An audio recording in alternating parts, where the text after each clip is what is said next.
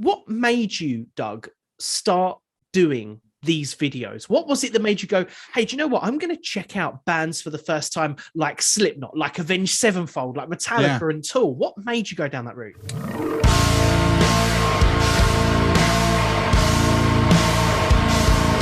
I am joined by YouTube sensation Doug Helvering. How's it going?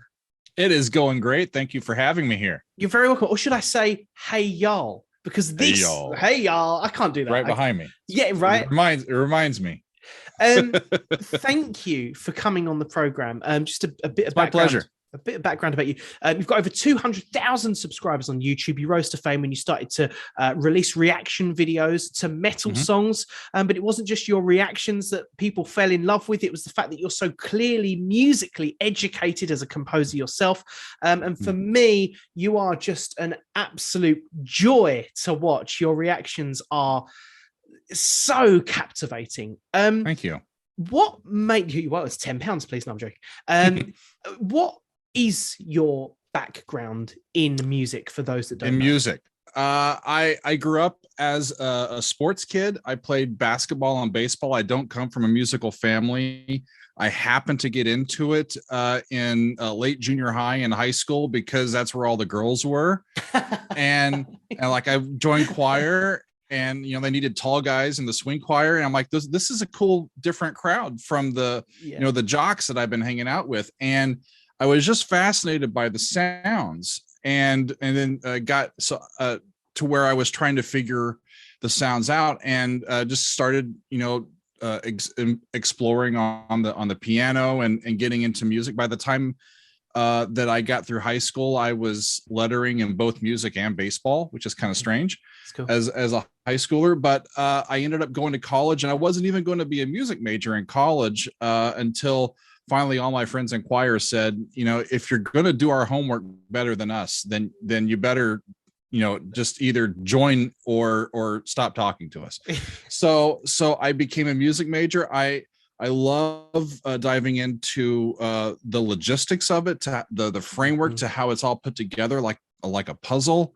And so I became interested in theory and compositions. I have a bachelor's, a master's, and a doctorate in theory and composition. Wow. I did my undergraduate at I went to college for music for 10 years. And by the end, I'm certifiable, right? I tell people that I have, as a person with a doctorate in music composition, I tell people I have a doctorate in making shit up.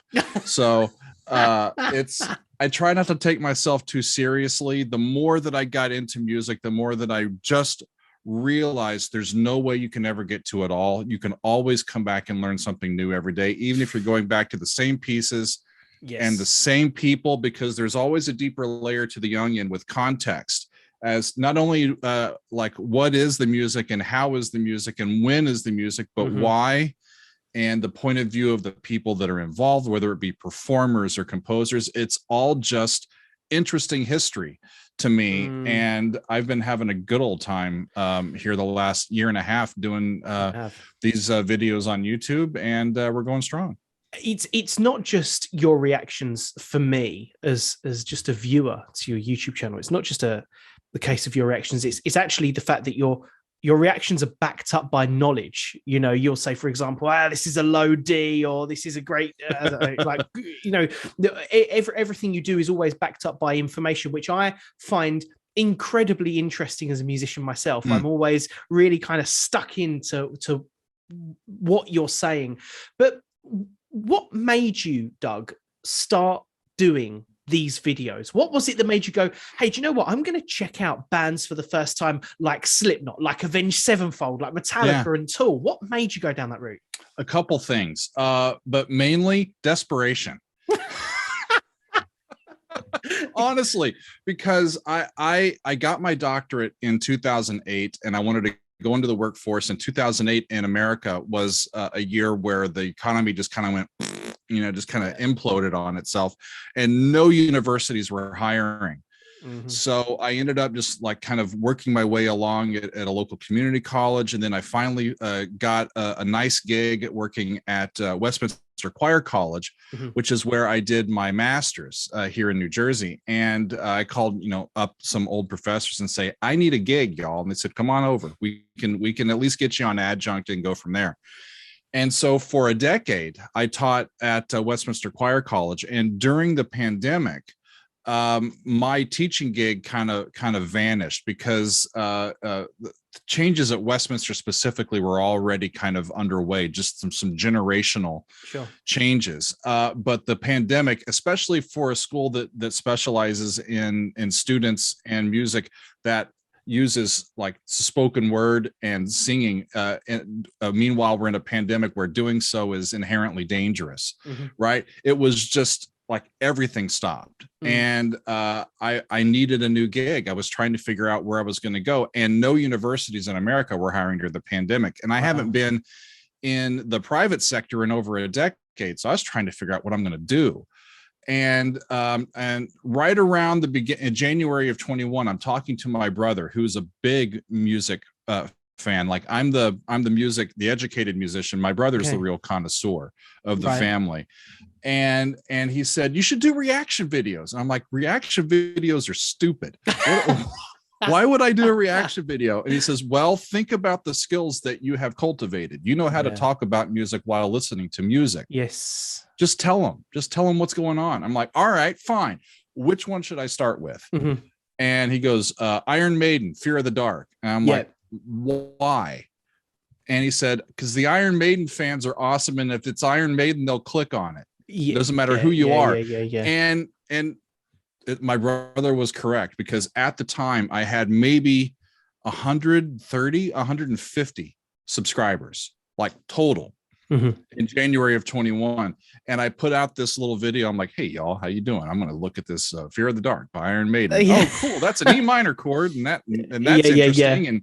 And Bruce stole my pants. Look at that. Holy crap. And then like 3 days later, I come back to it. I'm like, why have 5,000 people watched that? Wow. That's incredible. And there's a whole bunch of comments going down, and they're like, you should do this one. So I just started doing what people asked me to do. And I looked up 3 months later. I'm like, crap, we got like close to 50,000 subscribers. I'm starting to make some cash on this.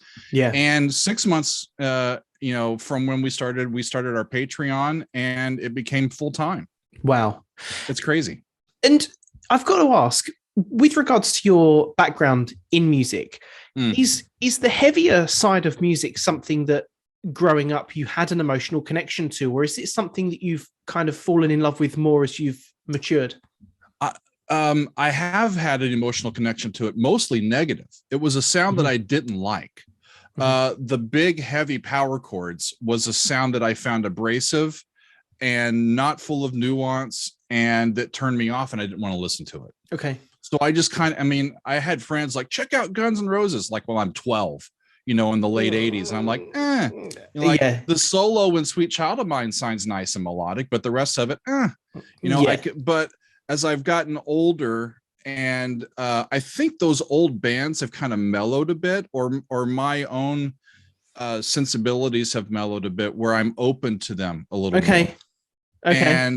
And plus, when it becomes something that you're doing as a discipline, every day I'm doing intentional listening. I look up before I listen, I look up what it is. I get my notes together. What's the name of the album that it's from? Who are the people on the recording? Is there any tidbits behind it that I should know about? And then I tune myself up so I can have a fresh reference of where my pitch center is. And you just sort of dive into it, So what out of all I feel like I've got so many questions to ask you. Out of all the music that you've listened to and the videos that you've watched, what one song or one concert has stood out the most for you? Wow.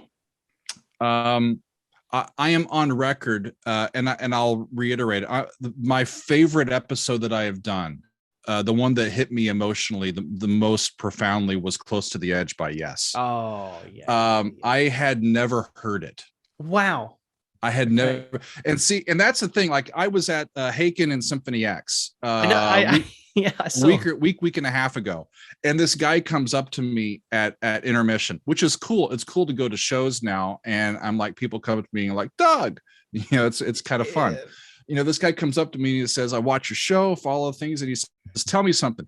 You're either a really good actor or like, how have you not heard this stuff? Like, are you pulling something over on us? I mean, come on. And I tell the guy, I'm like, a couple of things.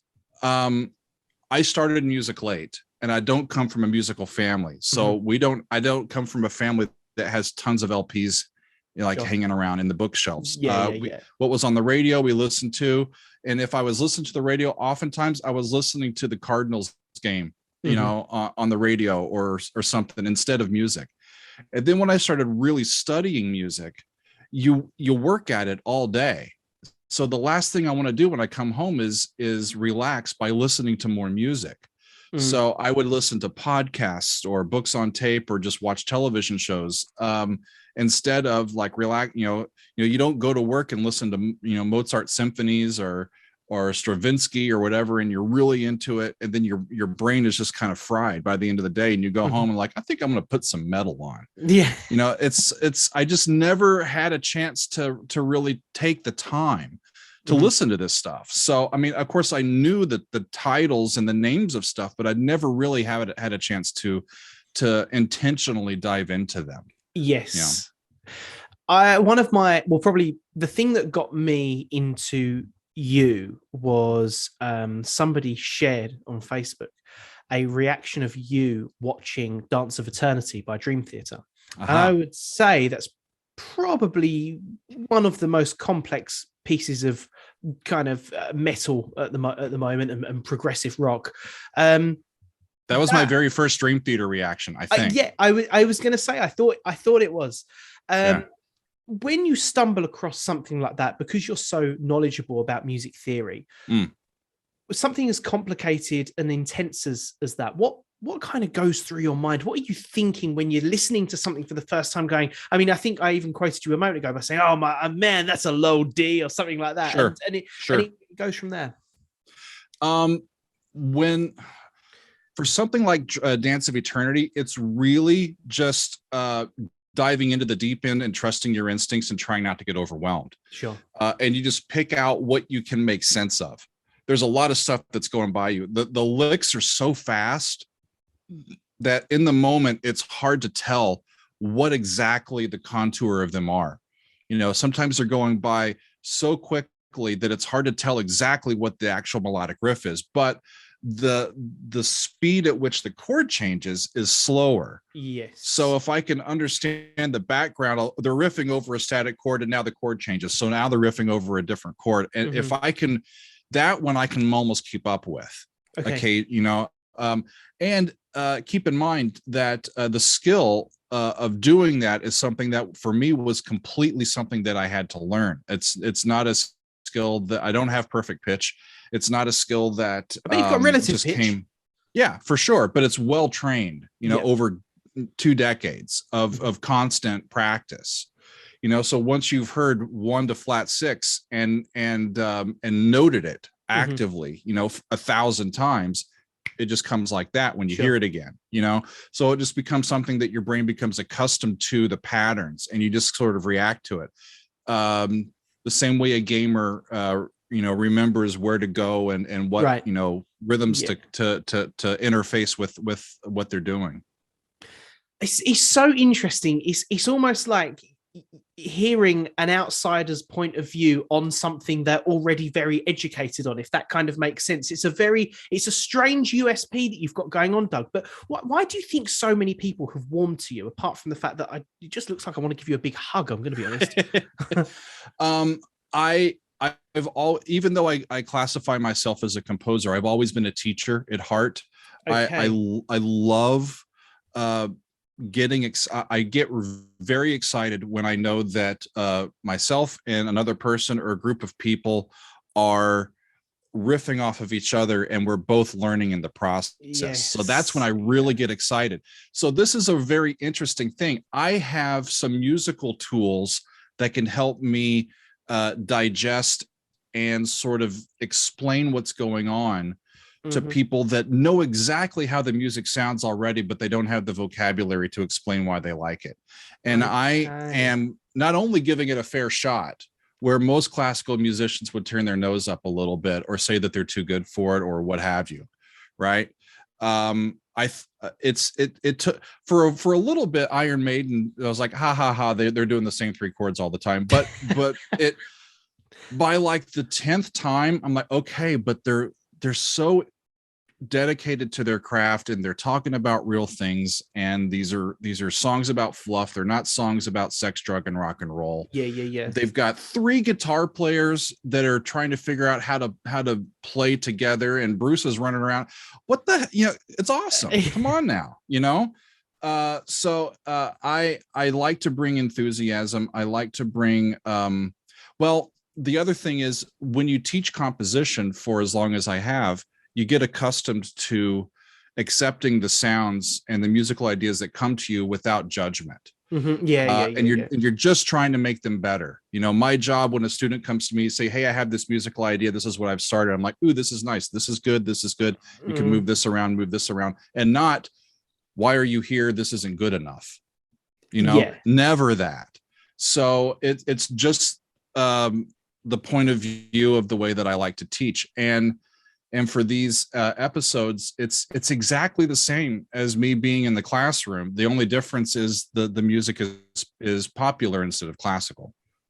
When you're kind of not doing these kind of mass breakdowns of these epic rock and metal songs, what does Doug do in his spare time? One of my big hobbies is cooking. Nice. Can I get an invite over? Because I'm really up. Sure. I love, I love to cook because it gets me away from social media. It gets me away from other things. Plus I like to eat. So I get a little snack at the end, which is always good. I like process, just like composing. I put this together, then I put this on it, then I put this on it. I'm going to build a sandwich. I'm going to get the bread. In 7/8. In 7/8. 1, 2, 3, 4, 5, 6, 7. Right. And it's just making it's making something, and you have to manage time because cooking times and heat and everything. It's like composing for me, except I'm building a meal instead of something. I love cooking. I've become better at it over the years. Like I said, I was a jock growing up. But I stopped because I've hurt my shoulder and I've hurt my knee, but I can still play golf pretty well. I like playing golf. My wife and I like to go on nature walks and trails and that sort of thing, and go to concerts. Do I was going to say to you about concerts. You touched on this earlier, and you began to answer one of my questions. I haven't asked you yet.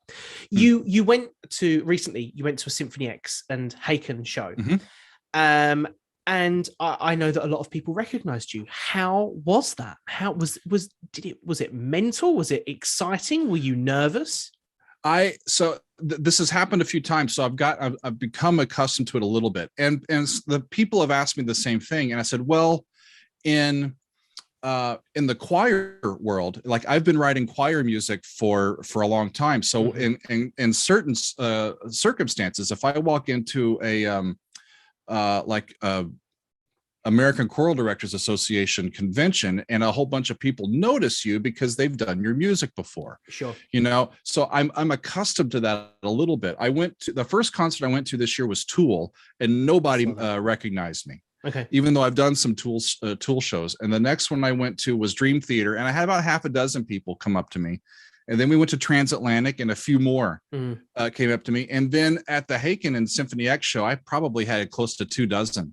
Wow. Just close friends that are like, they come up, and it's like they're your best friend already, which is totally cool.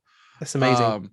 It's really a lot of fun to be able to do. And, it's weird. I haven't been to these shows quite often in throughout history, because if I thought, hey, there's going to be a mosh pit, then I don't want to be there, but the ones I've been to haven't had mosh pits. The people attending it are a bit older now, the thing that's really fascinated me is watching these prog fans. You know, it's progressive metal, the stuff that I've really been to recently.